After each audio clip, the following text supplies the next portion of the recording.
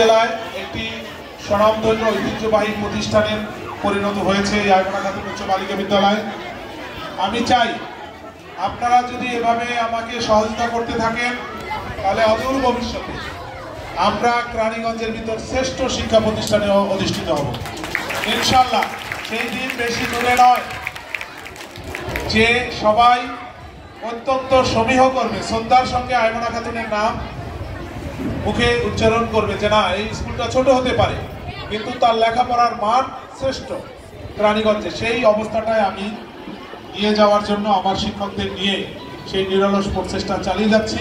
আমরা কিন্তু এখন সামনের দিকে আগাচ্ছি, আর পিছিয়ে ফিরে তাকাবো না।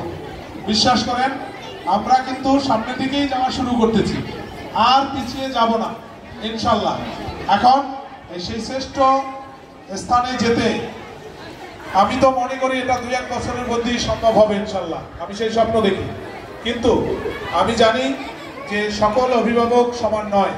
আমার যারা এবার এসএসসি পরীক্ষার্থী আছে প্রতিদিন 5-7 জন শিক্ষার্থী অনুপস্থিত থাকে। যদি এরা অনুপস্থিত না থাকতো তাহলে আমি যেরকম রেজাল্ট আশা করেছিলাম সেই রকম রেজাল্টই পাবো, কিন্তু তাদেরকে আমি এই অনুপস্থিতি থেকে বিরত রাখতে পারি না। এই জায়গায় আমি যে সকল অভিভাবকদের অসহযোগিতা পাচ্ছি তাদের নিয়ে আমি খুব শীঘ্রই আবার একটা মিটিং ডাকবো স্যারকে নিয়ে, স্যারের ব্যস্ততা কাটলেই। ঠিক আছে, সকলকে ধন্যবাদ।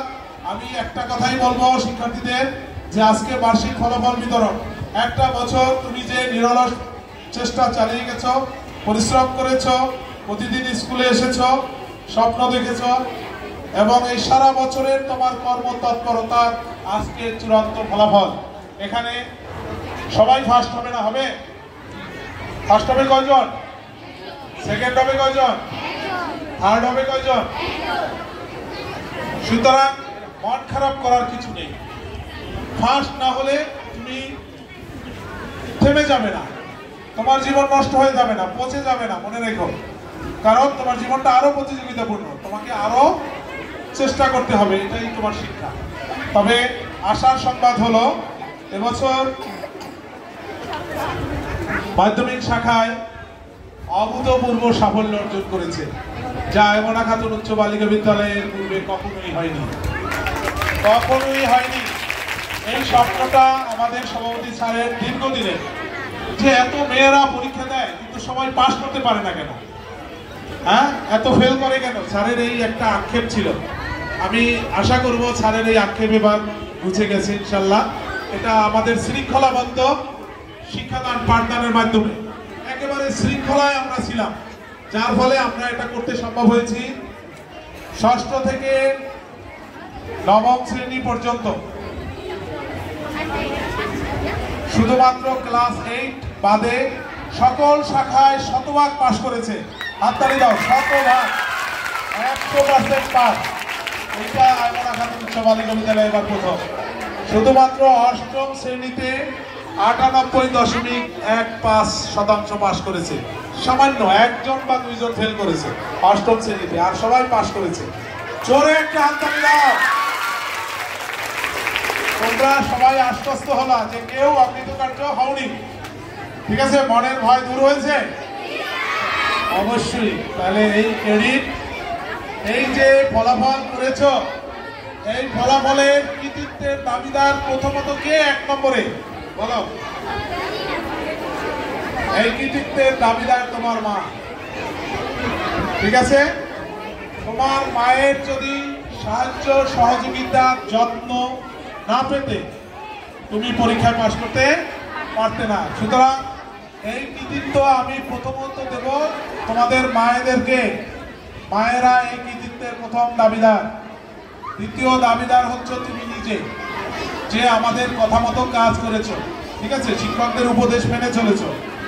তৃতীয় দাবিদার হচ্ছে আমার শিক্ষকরা, যারা নিরলস প্রচেষ্টা করে তোমাকে একটু একটু করে প্রস্তুত করে এই সাফল্যের দ্বার প্রান্তে নিয়ে গেছো।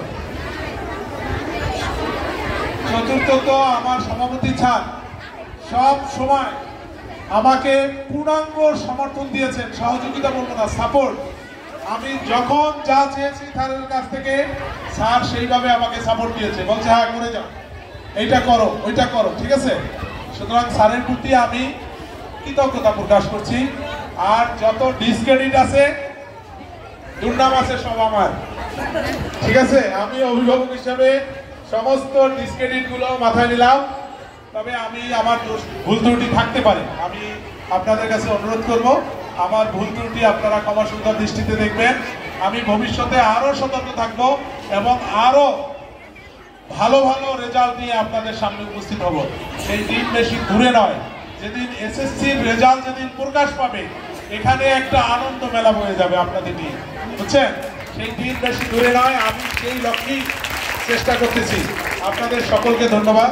যেহেতু আজকে অনেক সময় হয়ে গেছে, আপনাদের সামনে এখন গুরুত্বপূর্ণ এবং মূল্যবান বক্তব্য রাখবেন অত্র প্রতিষ্ঠানে এবং আজকের অনুষ্ঠানে প্রধান অতিথি আমাদের অভিভাবক, আমাদের প্রিয় অভিভাবক জনাব মাহমুদ হোসেন স্যারকে বিনয়ের সঙ্গে তার মূল্যবান বক্তব্য দেওয়ার জন্য অনুরোধ করছি।